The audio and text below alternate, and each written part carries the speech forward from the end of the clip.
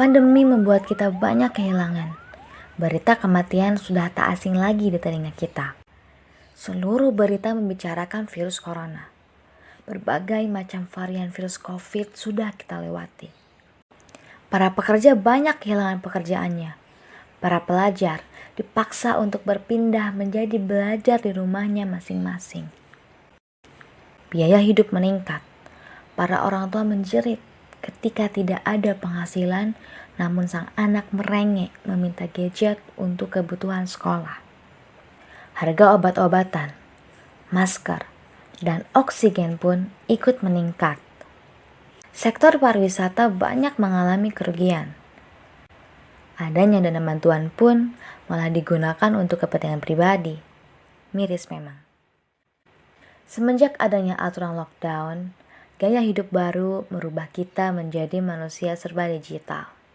Bersosialisasi, bekerja, berbisnis, dan sekolah pun dilakukan dengan media sosial. Kini, manusia dan perekonomian mulai kembali berkembang walau hanya bermodalkan media sosial.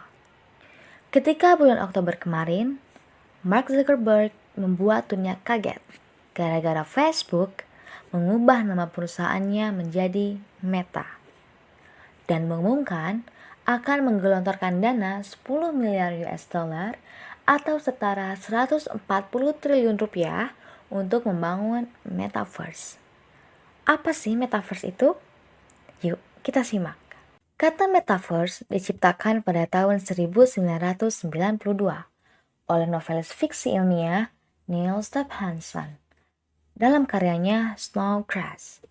Dalam novel, karakter memasuki Metaverse melalui avatar mereka, yang merupakan representasi virtual dari diri mereka sendiri. Dalam Metaverse, avatar dapat melampaui kenyataan dan memasuki dunia VR. Mark mendefinisikan Metaverse sebagai tempat di mana manusia berada di dalam internet dan bukan hanya melihat. Metaverse akan terasa lebih dekat dengan dunia nyata melalui pengalaman dunia digital. Kita akan memainkan sebuah avatar yang kita ciptakan untuk hidup dan berinteraksi dengan avatar lain dalam sebuah dunia virtual. Tapi bedanya, alih-alih kita memainkannya dengan melihat di layar gadget, Metaverse dimainkan dengan menggunakan perangkat VR yang membuat Anda benar-benar merasa ada di dalam dunia virtual tersebut. Satu hal yang penting, sekarang ini sebenarnya Metaverse itu belum ada, tetapi baru ada dalam imajinasi para pengusaha visioner seperti Mark Zuckerberg dan teman-temannya. Di satu sisi, Metaverse sudah ada di beberapa platform game online meliputi Minecraft, Fortnite, dan Roblox. Bahkan aplikasi seperti Microsoft Teams atau Zoom dapat disebut sebagai bentuk Metaverse karena sekelompok orang berkumpul dan berinteraksi di dalam dunia virtual. Nah, jadi Metaverse itu gimana sih? Jadi, Metaverse itu pasar atau tempat tinggalnya. Avatar itu pelaku pasar ekonominya. Blockchain, dokumentasi atau pembukuannya. Cryptocurrency itu mata uang. NFT adalah barang dagangannya yang bisa berupa produk digital atau bisa juga berupa avatar yang mewakili produk non-digital. Nah, kita ini sebagai avatar di Metaverse. Metaverse, jika nanti benar-benar terwujud, akan berpotensi mengubah cara kita menjalani hidup. Mulai dari bersosialisasi, bekerja, berbisnis, dan segalanya. Bagi perusahaan, Metaverse membuka kemungkinan tanpa batas untuk mengeruk beragam keuntungan dengan cara-cara yang sebelumnya tidak terbayangkan. Selaras dengan kondisi saat ini, ya, COVID-19 membuat semua berubah. Kita semua melihat betapa terpuruknya perekonomian pada masa pandemi ini. Namun, dengan Metaverse, apakah semua bisa kembali pulih? Jawabannya, mungkin iya. Perusahaan besar akan berlomba-lomba untuk menguasai lahan sebanyak-banyaknya di dunia yang baru ditemukan itu. Selain itu, mereka bisa membangun kota impian, di mana siapapun bisa menjadi apapun yang dia inginkan. Bisa melakukan hal-hal yang mereka tidak bisa lakukan di dunia nyata, seperti bermitra dengan banyak perusahaan pengembang. Mereka bisa membangun fasilitas umum, ada mall, ada perkantoran, tempat rekreasi, sekolah, dan kemudian menjual lapak-lapak tanah, rumah, apartemen, dan juga ruang perkantoran. Mereka hadirkan teknologi termutakhir dan konsep dunia yang begitu memukau. Semua ini dalam rangka memikat sebanyak mungkin orang untuk mau tinggal di kota impian yang mereka ciptakan.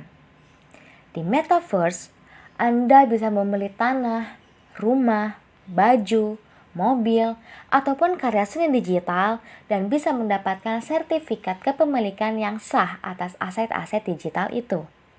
Aset atau barang itu akan selalu ada dan tetap akan jadi milik Anda selama Anda tidak menjualnya ke orang lain.